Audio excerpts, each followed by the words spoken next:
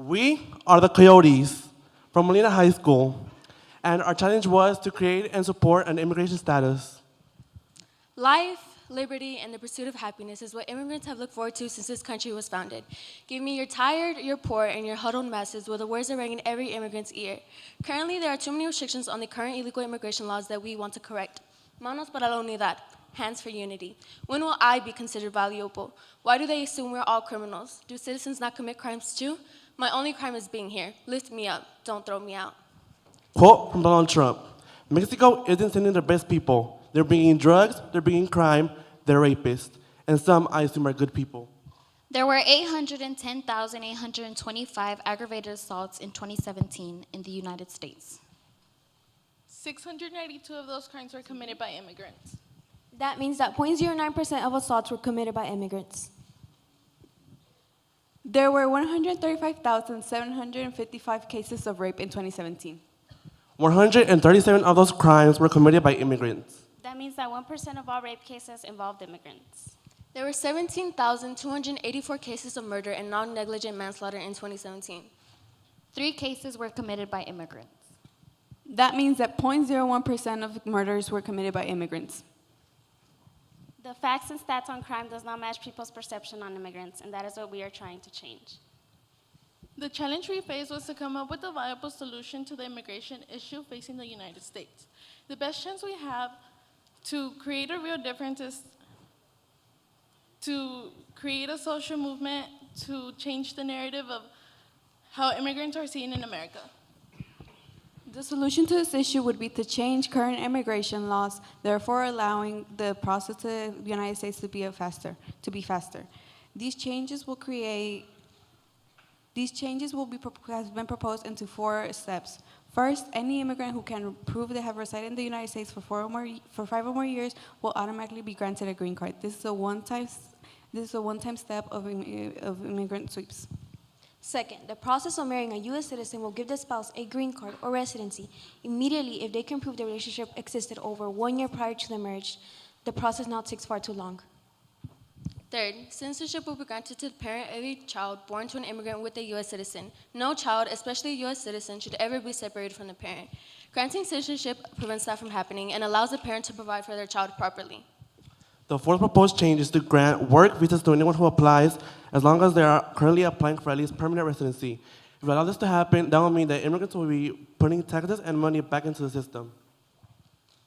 We know that there has to be stipulations on granting residency in order for these changes to be considered. We concede that residency is a privilege, and as such, the following must be met and kept. 1, no felonies. 2, must maintain a viable job and pay into the American tax system. We know from the surveys we give out that the majority of people supported making this change. Given this information, we have chosen to pursue a large social media presence, holding town hall meetings, rallies, and community engagement. We have seen in the past the true power these social movements hold. Social movements have changed laws, from the civil rights movement to gay marriage. Our voices have power, and now is the time to use them. These changes will help change the narrative of how immigrants are perceived and create a more welcoming community.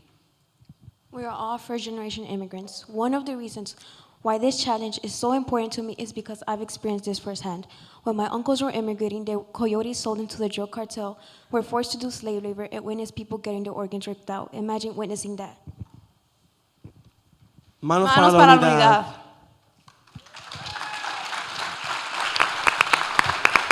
All right, y'all give it up for Moisés. Moisés, y'all step up a little bit. The judges have 3 minutes of Q&A for you. Con el nombre que empezaron, the name that you guys started with, your organization, Los Coyotes, is usually perceived as a negative name in our community. And obviously you guys were able to embrace it. Embracing that name, what does that mean to you? So for those of you who don't know what a coyote is, it's someone who helps undocumented immigrants come into the country. And so what we want to do is help immigrants do things the right way. So it's giving the term coyote a new meaning. So, I mean, y'all heard me talking about focus on the legislative. I definitely see y'all doing that. So 2 questions. One is, there are organizations and young people already working on these issues and working on legislative issues specific to immigration. have y'all worked with any of them, or are y'all planning on working with any of them?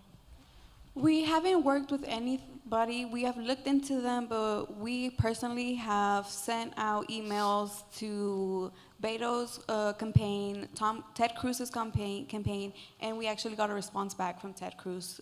Then they were willing to attend to our town hall meeting that we hosted.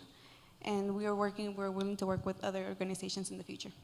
Very cool. Okay, and then the second question is, what are the other things that y'all accomplished during this time?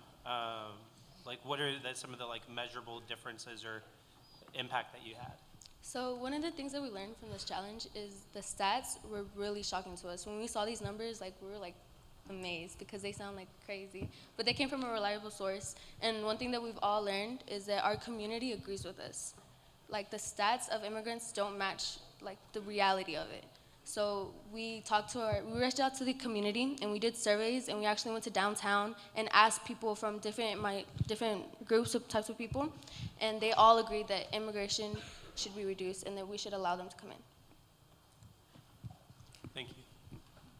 So say more about your town hall meeting. How was it organized? Who participated? What were some of the outcomes? For a town hall meeting, it was obviously the group, the coaches, and we reached out to Beto's campaign. Unfortunately, they weren't able to come. We also reached out to Ted Cruz's campaign. They were sending a representative. We also had people from our school district. Dr. Ramirez, who's in the audience, he came and he supported us. They gave us feedback. Many teachers also gave us feedback. They gave us stories and how we could improve this plan and how to make it work. And also Liz, who proposed the challenge, came to our town hall meeting. One more question, judges? Yeah. Sometimes town hall meetings can have opponents and proponents. And sometimes it can get messy. In your experience, did you face any challengers to what you're trying to drive home? And if Personally- so, how was that handled? Okay, when we held our town hall meeting, literally everybody agreed with us. And they all gave us like personal stories of how immigration has affected them. And like one of the major like problems that someone had was for 15 years, they were paying immigration lawyers to help like get things settled the right way. And for a lot of immigrants, they lose hope because it takes so much time. When you fill out the forms, if one thing is wrong, they send it back and reject you immediately. So basically our whole goal is just to help them. Yeah. Thank you. All right. Y'all give it up for Moisés.